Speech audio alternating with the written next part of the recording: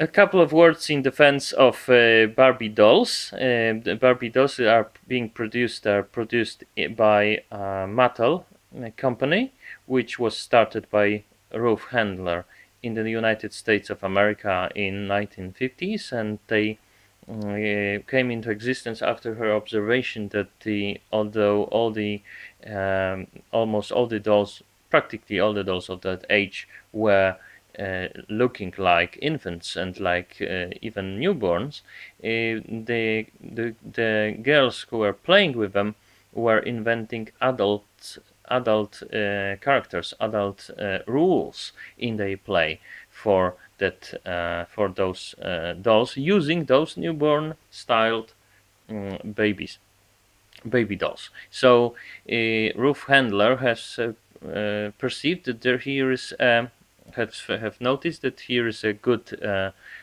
trade niche, a good unexploited trade domain, and have started her firm producing the adult-looking dolls, which were famous by the name of Barbie, of course. Although the Barbie dolls, which is interesting maybe, has its own mythology. It's more like a comic book version, the sub-story. I don't remember the full name of Barbie doll, but he's something Robbins, I think. So this Germanic sounding name Barbie, although the doll, the classical doll, it still remained a blonde and a Germanic looking blonde, so very politically incorrect maybe, but this some of the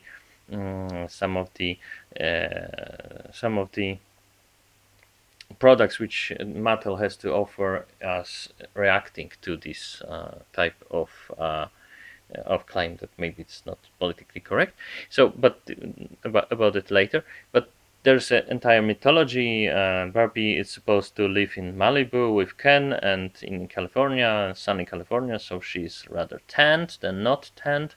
But now, under pressure of many communities, which has found Barbie doll too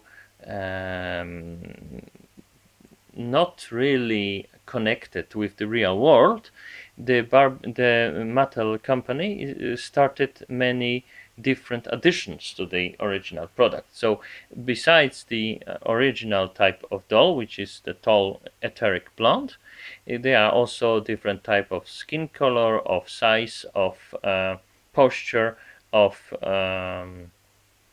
height, and so on. So they are petite dolls, they are tall dolls, they are curvy dolls. They are also, there was a doll on wheelchair, but there was a politically incorrect problem because the wheelchair will not go into any Barbie dollhouse or something, so it was not a very good idea. But the other, there's a doll with artificial leg.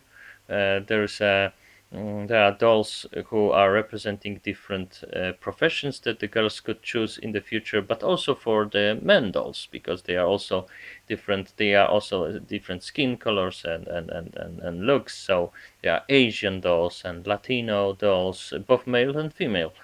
Of course, female is much more bigger choice, but still, more African looking or African American looking, something like that. So there are many different dolls but so there is something of an, so we could say, democratization of Barbie doll. So the Barbie doll is not only because like a creature from Fantasyland. It's more connected to the real world. And I think it's very well. There are still some series of Barbie dolls which are much more about Fantasyland, and so it's coexisting. Those two approaches are coexisting. The vast choice of different doll types, hundreds of different dolls in the offered by the company for sale, and they are still Barbies who are very much connected with some work, some job, some profession. There are Barbies who are fantasy lady warriors. They are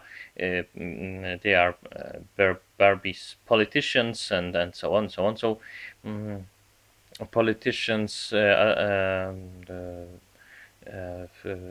teachers, and so on and so on and so on. So many different professions, and also different height, different body type, different skin, and so on, to reflect more the Western contemporary society, which I think it's pretty nice. But what is not nice is the pressure from many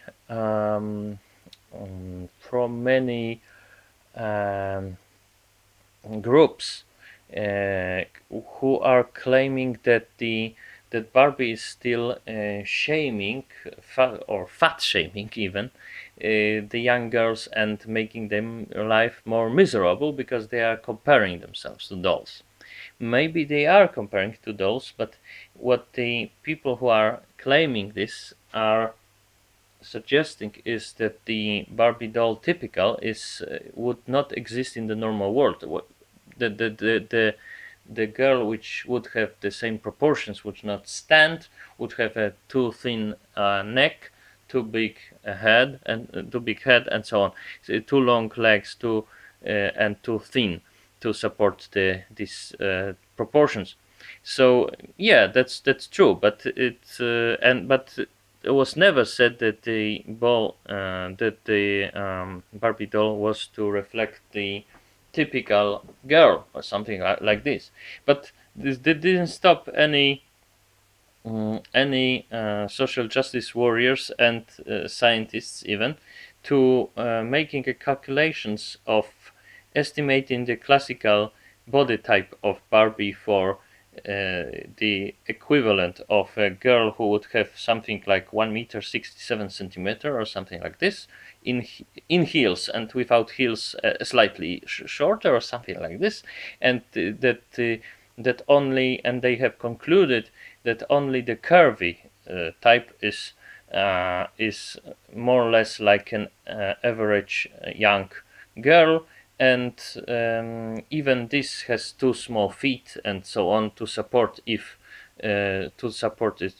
herself if the doll would be a real person or something like this. So they are making this very mathematical approach to this product, right?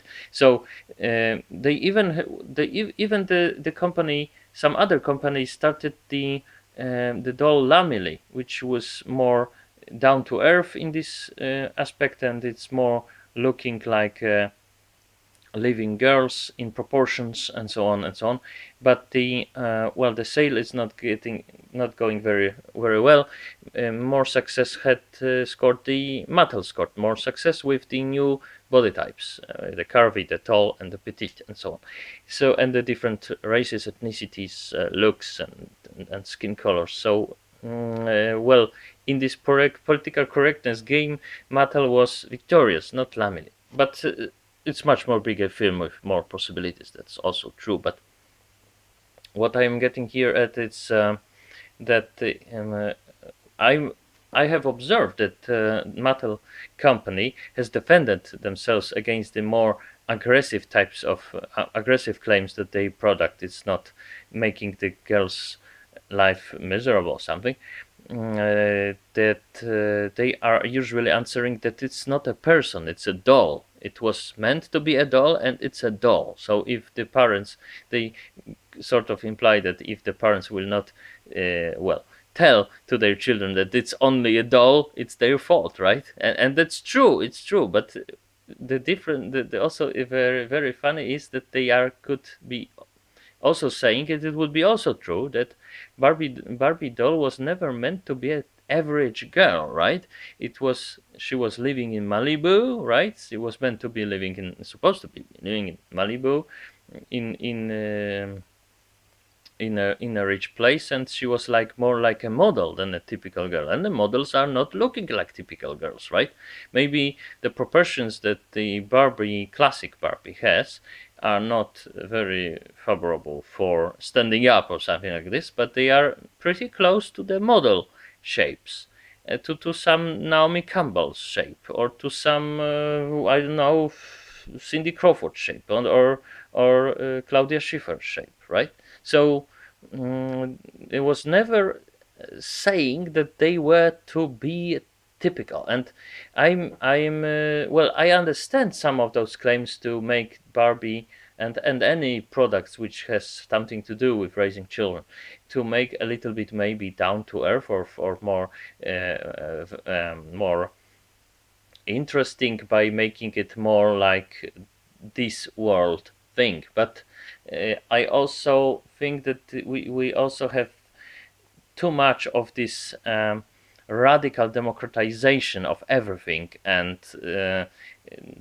we are forgetting that some things were not meant to be real. They were meant to be beautiful, and those dolls are beautiful. So some of them, at least. So so they were meant to be, and we are forgetting about dreams. We are making everything political, and this is what's it's worrying me mostly in all this business. So I am curious about your thoughts about the matter.